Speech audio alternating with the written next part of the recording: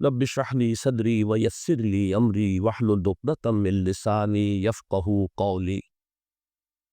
اللهم ربنا الهمنا رشدنا واعذنا من شرور انفسنا. اللهم ارحمنا بالقرآن العظيم. اللهم اجعله لنا اماما ونورا وهدى ورحمة.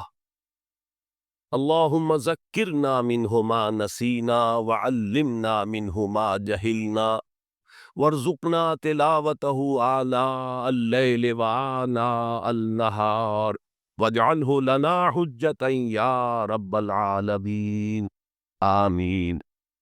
نہ کوئی غم کرو نہ خوف، خوشیاں مناؤ جنت کی جس کا تم سے وعدہ کیا گیا تھا.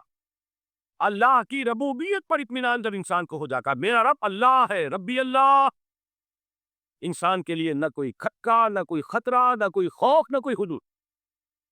جو کچھ ہو رہا ہے کس کے اذن سے ہو رہا ہے؟ اللہ کے اذن سے. اللہ کے اذن کے بغیر پتہ تک نہیں ہلتا. یہ کوئی اندھا بہرا مادہ نہیں ہے جس سے مجھے کوئی خوف ہو. اندھا بھینسا چلا رہا ہو اس سے تو ڈرنے کا ہر انسان کو ڈرنا چاہیے، نہ معلوم کس کو ٹکر مار دے. لیکن نہیں، اس کائنات کو چلانے والا ایک سمیع و بصیر خدا ہے. وہ جو میرا دوست ہے، میرا ولی ہے. اللہ ولی الذین آمنوا یخرجہم من الظلمات الی النور. اللہ اہل ایمان کا ولی ہے، ساتھی ہے، پشت پناہ ہے، مددگار ہے، حمایتی ہے. بتائیے جسے یقین ہو جائے کہ اللہ میرا مددگار، اللہ میرا محافظ، اللہ میرا پشت پناہ، اللہ میرا حمایتی، اس کے لیے کوئی خوف ہوگا؟ اس سے کوئی ڈر ہوگا؟ میں مثال دیا کرتا ہوں ایک بہت سادہ پنجاب کے دیہات کی. وہ بڑا چودھری ہے اور کوئی غریب کسان ہے. اس غریب کسان کی کہ جانوروں کو ہر وقت اندیشہ ہوگا چوری کا، کوئی میری بھینس کھول کر نہ لے جائے، کوئی میرا بیل کھول کر نہ لے جائے. لیکن جس کے بارے میں یہ سب کو معلوم ہو کہ وہ جو بڑا چودھری ہے وہ اس کا دوست ہے، اس کی بچیا کو کوئی خوف ہوگا؟ اس کی بھینس پر کوئی ہاتھ ڈالے گا؟ اسے کوئی اندیشہ ہوگا؟ نہیں. کیوں؟ کہ وہ بڑا چودھری، بڑا کا یہاں کا سردار، جاگیردار، سب کو معلوم ہے وہ میرا دوست ہے، کوئی میرے خلاف اقدام نہیں کر سکتا. اس دنیا میں یہ چھوٹی سی بات اگر آپ کے دلی اطمینان اور سکون کا باعث بن سکتی ہے تو ذرا تصور کیجئے. میں لفظ تصور استعمال کروں گا صرف اس لیے کہ اس کا ہم جس کو کہتے ہیں ادراک اور شعور کر نہیں سکتے، اگر کے ساتھ کر سکتے. اگر یقین ہو کہ اللہ میرا مددگار اور یقین ہو کہ اللہ ہر آن میرے ساتھ ہے، پھر کوئی خوف؟ کس کا خوف؟ کوئی شے اللہ سے بالا تر ہے؟ کوئی قوت اس سے زیادہ طاقتور ہے؟ کوئی اس کے ارادے کو بدلنے والا ہے؟ کوئی اس کی مشیت کے آڑے آنے والا ہے؟ یہی بات ہے جو حضور نے فرمائی ہے ایمان کا حاصل ہے لب لباب. کہ دیکھو اچھی طرح اس بات کو ذہن نشین کر لو، اگر تمام انسان مل کر تمہیں کوئی نقصان پہنچانا چاہے نہیں پہنچا سکتے مگر جو کچھ اللہ نے لکھ دیا ہو، اور تمام انسان مل کر تمہیں کوئی نفع پہنچانا چاہے نہیں پہنچا سکتے مگر وہ شاید اللہ نے طے کر دی. آپ پھر میں کہوں گا ذرا طاری کیجئے، اسے فرض کیجئے، اسے سوچئے. اگر اس حدیث پر ہمارا دل ٹھکا ہوا ہو تو کسی سے ڈر ہوگا؟ یہ مجھے نقصان نہ پہنچا دے، یہ میری رپورٹ خراب نہ کر دے، یہ میری انکریمنٹ نہ رکوا دے، یہ میرا یہ نہ بگاڑ دے، یہ میرا یہ نقصان نہ پہنچا دے. اس کا ڈر، اس کا خوف، اس کی خوشامد، اس کے لیے جا کر طرح طرح سے اپنی عزت نفس کو ذلیل کروانا اس کے سامنے. یہ سب کچھ کیوں کرتا ہے انسان؟ جب سمجھتا ہے کہ اس کے ہاتھ میں میرا کوئی نفع ہے، اس کے ہاتھ میں میرے لیے کوئی ضرر ہے، یہ مجھے کوئی گرن پہنچا سکتا ہے، یہ مجھے کوئی نقصان پہنچا سکتا ہے، یہ میرے کوئی کام بنا سکتا ہے، یہ میری کوئی ضرورت پوری کر سکتا ہے. اسی کا نام شرک. جہاں آپ نے یہ سمجھا کہ غیر اللہ کے اندر کوئی طاقت موجود ہے وہی شرک. بتوں سے تجھ کو امید ہے خدا سے نومیدی، مجھے بتا تو صحیح اور کافری کیا. شرک تو یہ جس پر بھی تمہیں یہ خیال ہے کلمہ ہے، یہ کلمہ سوم لا حول ولا قوت الا باللہ. ذرا اس پر دل کو کبھی اگر آپ تصور کریں، پھر فرض کریں دل ٹھک جائے، اس پر کوئی طاقت نہیں. یہی بات تھی جو شیخ عبد القادر جیلانی رحمۃ اللہ علیہ نے اپنی وصیت میں اپنے بچے سے کہی. 11ویں دینے والے ہیں لیکن حضرت شیخ عبد القادر جیلانی کی وصیت اور تعلیمات کو کتنے لوگ نہیں جانتے ہو. یہ جن مقامات تک پہنچے ہیں وہ کس چیز کی بدولت پہنچے؟ انہوں نے جو پیغام دیا وہ کیا تھا؟ اے میرے بچے، جس طریقے سے قرآن مجید میں حضرت لقمان کی نصیحتیں جو ہے نقل کر دی گئی ہے، میں یہ عرض کروں گا بالفرض اگر قرآن حضرت عبد القادر جیلانی کے بعد نازل ہوا ہوتا تو شیخ عبد القادر کی یہ نصیحتیں بھی قرآن میں درج ہوتی.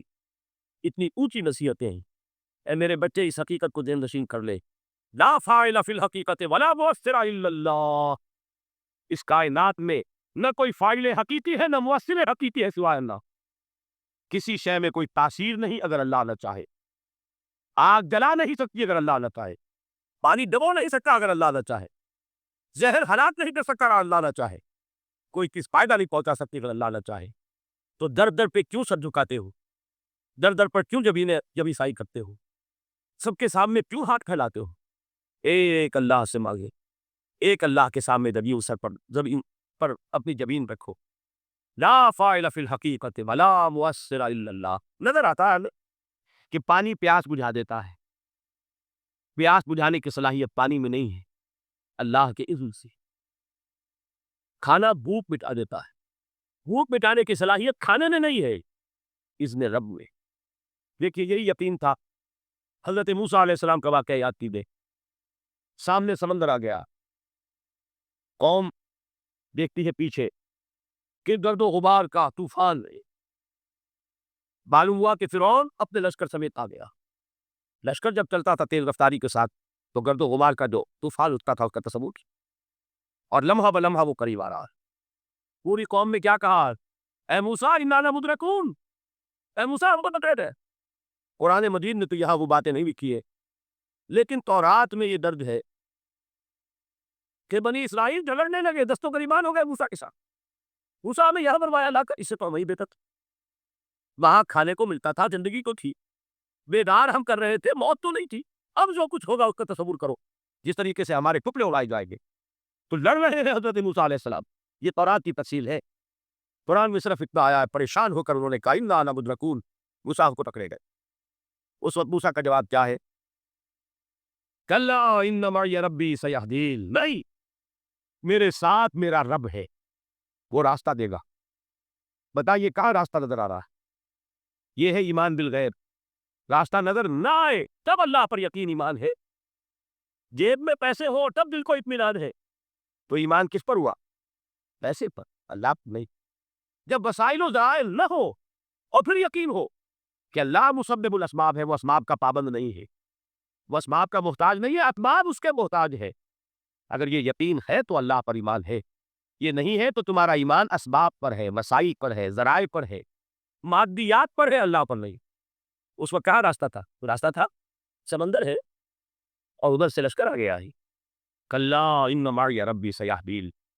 اب دیکھیے ایمان کہہ دینا آسان ہے، ہوا معکم اینما کنتم، جہاں کہیں بھی تم ہوتے ہو اللہ تمہارے ساتھ ہوتا ہے. لیکن اس کا یقین قائم ہو جائے تو زمین و آسمان کا فرق واقع ہو جائے. یہی بات ہوئی حضور کے ساتھ. غار ہے، چھپے ہوئے ہیں محمد رسول اللہ اور آپ کے وہ یار غار ابو بکر صدیق رضی اللہ تعالی عنہ. اقبال نے حضرت ابو بکر کی شان میں چند اشعار پڑھے صرف، لیکن واقعہ یہ ہے کہ بھاری بھاری نظموں پر اور قصیدوں پر بھاری، طویل ترین نظمیں اور قصیدے ہو ان پر بھاری. ہمتیں ابو بکر کی ہمت جو ہے، کشت ملت را کیوں اب، جیسے بارش سے کھیتی اپجتی ہے، ابو بکر کی ہمت اور عزیمت اس امت کو اسی طرح سینچنے والی ہے. ثانیے اسلام و غار و بدر و قب، وہ دوسرے تھے اسلام میں دوسرے. پہلے کون تھے؟ انا اول المومنین، حضور کی بات ہے، سب سے پہلا ایمان لانے والا ہے. دوسرے ابو بکر. ویسے ہمارے ہاں یہ چلتا ہے اختلاف، حضرت علی پہلے ہیں کہ حضرت ابو بکر پہلے ہیں، لیکن اس میں بڑی خوبصورت تطبیق قائم کی ہے علماء نے، بہت صحیح ہے. چار کے بارے میں فیصلہ ہی مت کرو کہ کون پہلے. ان کی ایک عجیب تقسیم کر دی ہے. آزاد مردوں میں، بالغ مردوں میں سب سے پہلے ابو بکر، بچوں میں سب سے پہلے علی، خواتین میں سب سے پہلے خدیجہ، اور غلاموں میں سب سے پہلے زید بن حارث. بڑی پیاری تقسیم ہے، یہ چاروں ہی پہلے ہیں.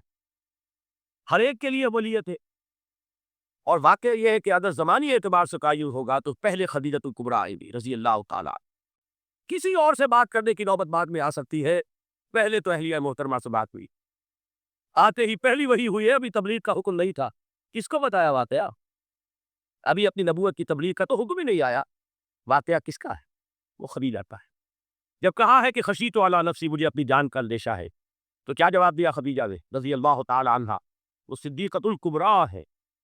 صدیقات جو ہے خواتین، ان میں چوٹی پر خدیجۃ الکبریٰ ہے رضی اللہ تعالی عنہ، اور صدیق جو مرد ہے ان میں صدیق اکبر ہے ابو بکر صدیق رضی اللہ تعالی عنہ، لیکن صدیقات میں چوٹی۔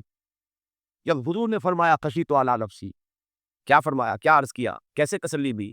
نہیں، اللہ آپ کو ضائع نہیں کرے گا، آپ غریبوں کے ہمدرد ہیں، آپ مساکین کے تکالیف رفع کرنے والے ہیں، آپ بیواؤں کی سرپرستی کرتے ہیں، آپ مسافروں کی خدمت کرتے ہیں، اللہ آپ کو ضائع نہیں۔ یہ یقین ہے اس خاتون کے اندر۔ خیر، وہ ایک علیحدہ بات ہو جائے گی۔ میرے دل پر حضرت خدیجہ رضی اللہ تعالیٰ عنہ کی شخصیت کا بڑا گہرا نقش، جو وہ کوئی اور ہی وقت اور موقع ہوا تو بیان ہوگا۔ بہرحال اقبال نے ایک مصرے میں جو 4 عملیتیں جمع کر دی ہیں، ہمتیں او کشت امت را چو ابر، ثانی اسلام و غار و بدر و قبر۔ اسلام میں حضور کے بعد پہلے قوم ابو بکر، غار میں حضور کے ساتھ کون؟ ابو بکر، بدر کی رات اللہ کا رسول سر بسجود، وہ جھاڑ، وہ گھاس پھوس کی جو جھوپڑی بنائی گئی تھی، اور وہاں تلوار ننگی لے کر پہرا دینے والا کون؟ ابو بکر۔ اور اس حجرہ عائشہ میں محمد کے بعد سب سے پہلے دفن ہونے والا کون؟ ابو بکر رضی اللہ تعالیٰ عنہ صلی اللہ علیہ وسلم۔ وہ جو معاملہ میں سنا رہا تھا غار ثور کا، حضرت ابو بکر بھی حضور کے خیال سے لرز گئے ہیں۔ آپ کو یاد ہوگا کہ جا کر پہلے تمام جتنے سوراخ تھے انہیں بند کیا، ایک سوراخ رہ گیا تھا جس کو بند کرنے کے لیے کوئی کپڑا نہیں تھا، وہاں اپنی ایڑی رکھیے، تب کہا ہے حضور سے تشریف لائیے، اور اپنے زانوں پر حضور لٹایا ہے، اور وہاں کسی اونودی جانور نے کاٹا ہے، حضور کی آنکھ لگ گئی تھی، اس وقت اس بل کے اندر جو بھی بچھو ہے کیا ہے واللہ عالم، اس نے کاٹا ہے، اس کی تکلیف کی وجہ سے ابو بکر کی آنکھوں سے آنسو ٹپک گئے، حضور کے چہرے مبارک پر پڑے ہیں، تو حضور جا کے جاگے معاملہ کیا ہے، ایڑی نہیں ہٹائی وہاں سے، مبارک وہ جانور وہاں سے نکل کر محمد الرسول اللہ تو کوئی گدن پہنچا دے، ابو بکر کی ایڑی ہے، جس طرح چاہے کھا لے، ختم کر دے، جان نکل جائے تب کوئی یہاں چاہے محمد پر تو آئے، لیکن جیتے جی بھی وہ ہے ابو بکر۔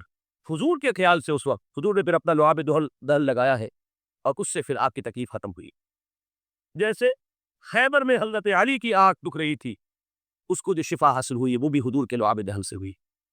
یہ بہرحال اس وقت انہوں نے کہا ہے کہ اے نبی یا رسول اللہ، اگر اس وقت ان میں سے کسی نے غیر ارادی طور پر بھی اپنے قدموں کی طرف جھانک لیا تو پکڑے جائے۔ کیا جواب تھا اللہ کے رسول کا؟ لا تحزن ان اللہ معنا، اللہ ہمارے ساتھ ہے، کیوں گھبراتے ہو ابو بکر؟ یہ ہے ایمان باللہ، میرا مالک اللہ، میرا رازق اللہ، میرا محافظ اللہ، میرا مددگار اللہ، میرا کش پناہ اللہ، میرا دوست اللہ۔